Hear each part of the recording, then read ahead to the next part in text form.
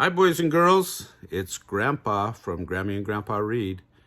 And have you heard the story of the Littlest Pumpkin?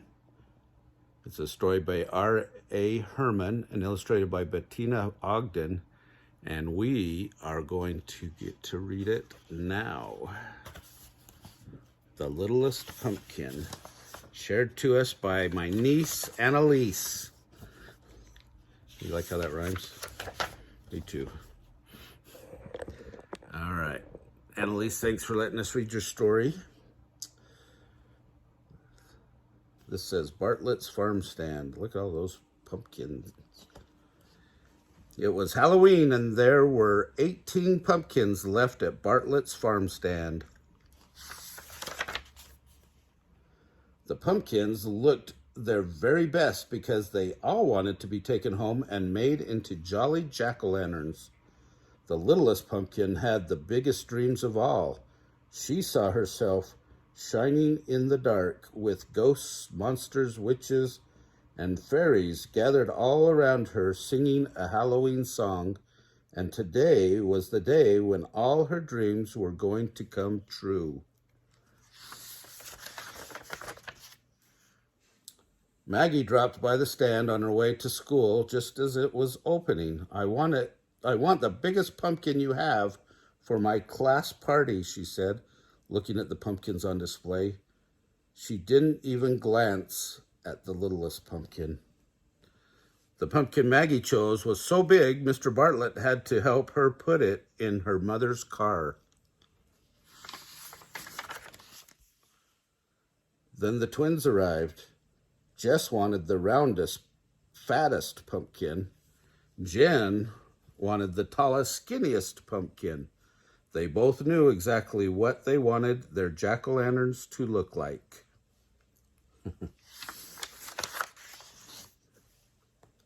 Later that morning, Mrs. Garland's class came to the farm stand to buy apples and pumpkins for their Halloween party.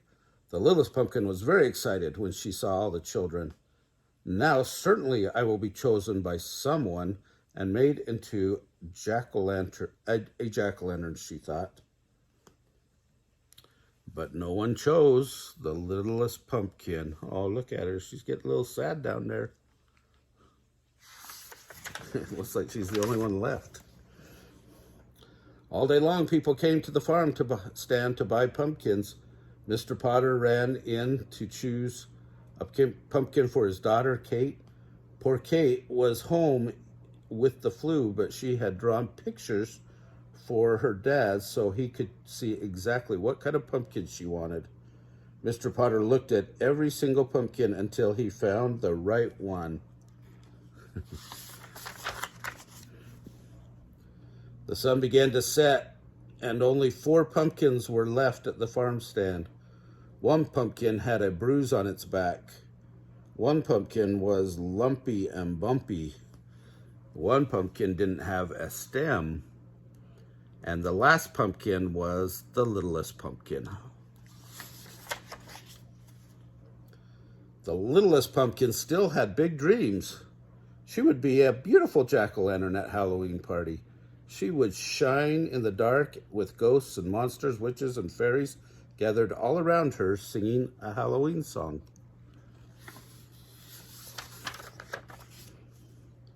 But while the littlest pumpkin was dreaming, Gabe and Mona arrived.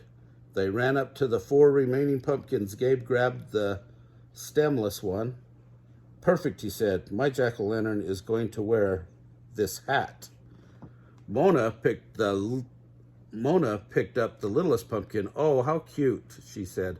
The littlest pumpkin was so happy. All her dreams were going to come true. But it's too small for me to carve into a jack-o'-lantern, said Mona, putting it down. Then she picked up the lumpy, bumpy one instead.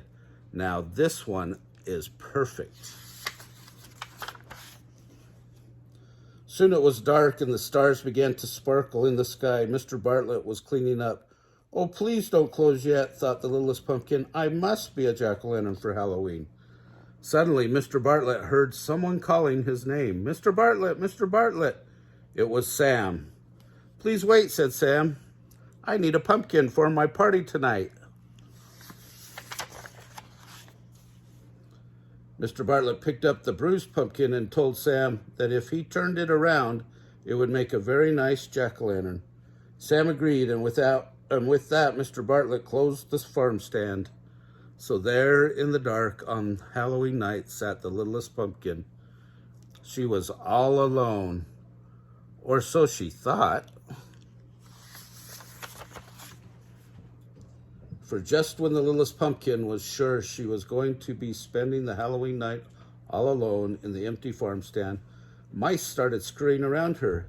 They were decorating everything, wearing tiny costumes and carrying on all sorts of Halloween goodies.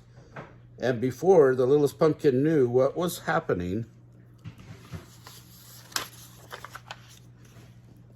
she found herself in the middle of a Halloween party. Mice dressed in costumes were bobbing for cranberries, playing pin the tail on the squirrel, and eating cheese and crumbs. Then the best thing of all happened. What do you think that was? The littlest pumpkin was turned into a jack-o'-lantern. She was shining in the dark with the ghosts, monsters, witches, and fairies gathered all around her singing a Halloween song. All her big dreams had come true on Halloween night.